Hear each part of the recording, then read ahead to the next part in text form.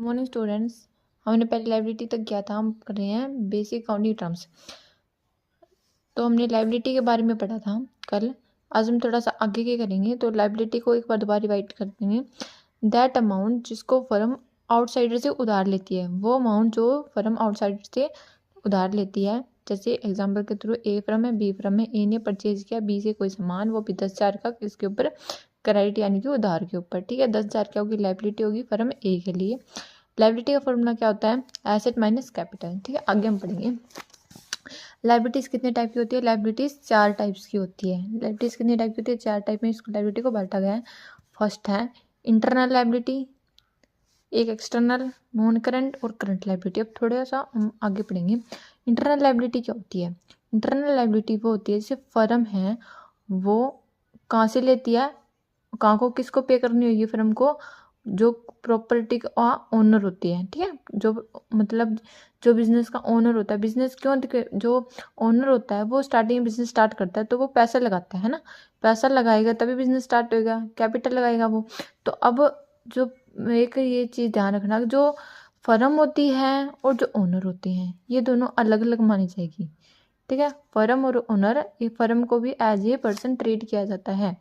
ठीक है, अब फर्म को पैसा पे करना पड़ेगा किसको? प्रॉपर्टीयर को। क्योंकि उसने कैपिटल पे की थी, कैपिटल स्टार्टिंग में पैसा लगाया था। अब उसने स्टार्टिंग में पैसा लगाया था तो फर्म को पे करना पड़ेगा उसको। प्रॉफिट कमा के फर्म किसको पे करेगी? ओनर को पे करेगी। तो उसको क्या, फर्म के लिए वो क्या होगी? Internal liability. जो ओनर को पे करनी है वो हमारी क्या होगी? Internal liability. ठीक है, इसके एग्जाम्पल पढ़ेंगे। एग्जाम्पल क्या होता है इसका? अब एक कैपिटल या कोई भी एक्यूमुलेटेड प्रॉफिट पे करेगी, कैपिटल पे करे, जो ओनर क्या लगाता है? या तो कैपिटल लगाता है या फिर एक्यूमुलेटेड प्रॉफिट वगैरह है। तो ये प्रॉफिट पे करना है और कैपिटल पे करनी है। जो कैपिटल स्टार्टिंग में उसने पैसे दिया था वो पे करनी है, वो किसको देना है? ओनर को। सेकंड आती है एक्सटर्नल लायबिलिटी। यहाँ पे तो इंटरनल लायबिलिटी के अंदर फर्म ने पैसा ओज यानी उधार लिया था, किससे? ओनर से। इंटरनल। एक्सटर्नल का किससे उधार लेगी? आउटसाइडर। एक्सटर्नल मतलब बाहर वाले, तो बाहर वालों से यहाँ पर फर्म उधार लेगी। आउटसाइडर कौन हो सकते हैं? क्रेडिटर होता है, यानी कि जिससे अपने ने उधार ले रखा है। ठीक है, एक बंदा है जिसको फर्म बिजनेस स्टार्ट करना था, उसके पास 10,000 रुपये खुद थे, उसको 10,000 रुपये किसी और से मांग लिए, तो ये तो 10,000 किसी और से लिए ना, वो हमारी क्रेडिटर होंगे। एग्जाम्पल इसके क्रेडिटर हो गया, या कोई बैंक ओवरड्राफ्ट हो गया, कोई भी लोन वगैरह लिया है उसने अपने फर्म को स्टार्ट करने के लिए या फिर कुछ गुड्स वगैरह को खरीदने के लिए, तो वो हमारा क्या होगा? फर्म के लिए एक्सटर्नल लायबिलिटी।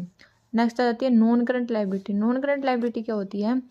जो कि ड्यू फॉर लॉन्ग पीरियड्स, यानी कि जो हमने पे तो करनी है, लायबिलिटी है